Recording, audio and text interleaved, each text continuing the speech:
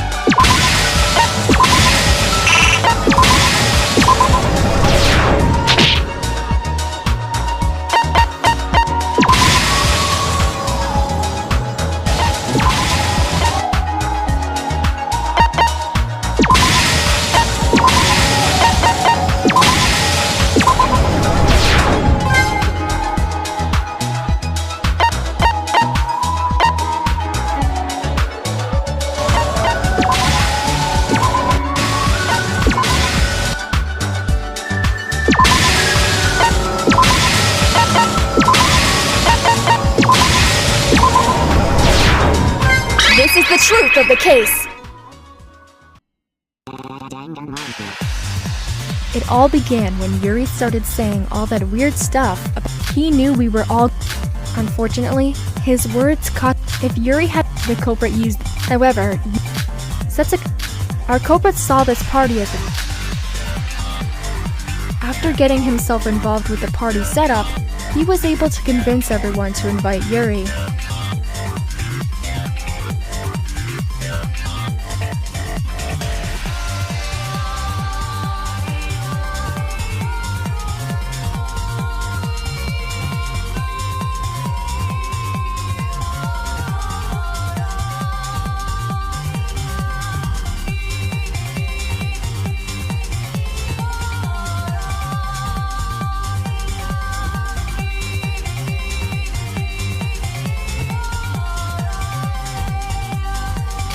While preparing this was to make it wasn't long after the party started when Yuri, a man who was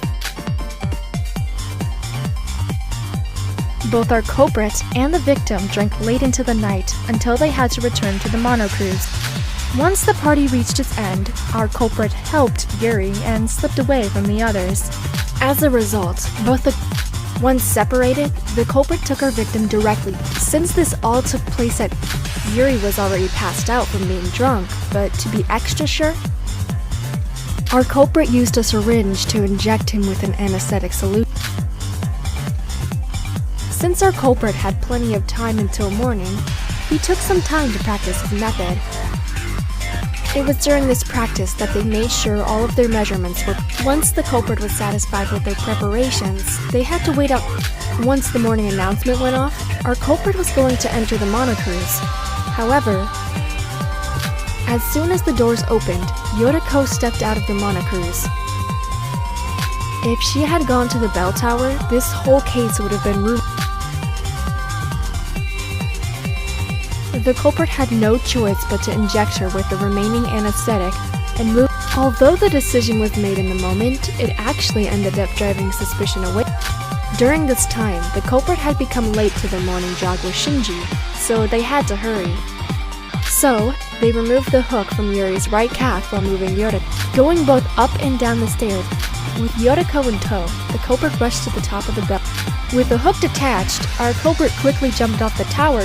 Normally, they would injure themselves without the weight of Yuri, but they decided to take a risk and put their faith into. Luckily for our culprit, his talent was perfect for some. The culprit, who had shortened his travel time, joined with Shinji in the mono. During the jog, our culprit made an excuse to depart from Shinji. Returning to the bell tower, the culprit rearranged the hook placement. They couldn't reuse the right calf, as it had been completely torn up, so they inserted it into the left calf. This is the reason he had wounds on both of his calves. Once everything was ready, the culprit used Yuri's e-handbook plus to send a distress message to Yuki.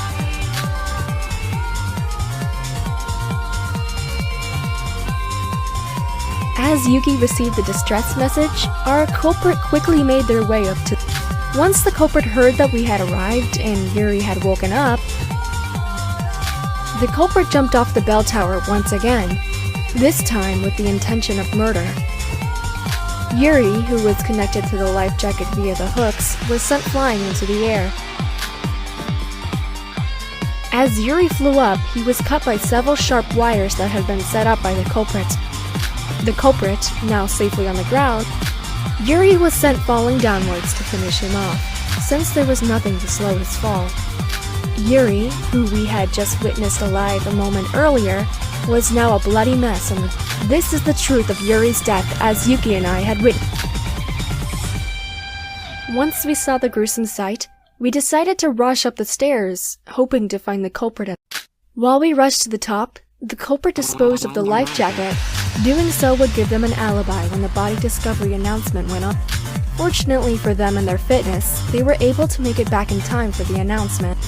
Right after the body discovery announcement, the culprit made their way to the bell tower in doing so, they reacted innocently with everyone else and pretended to be shocked by the event.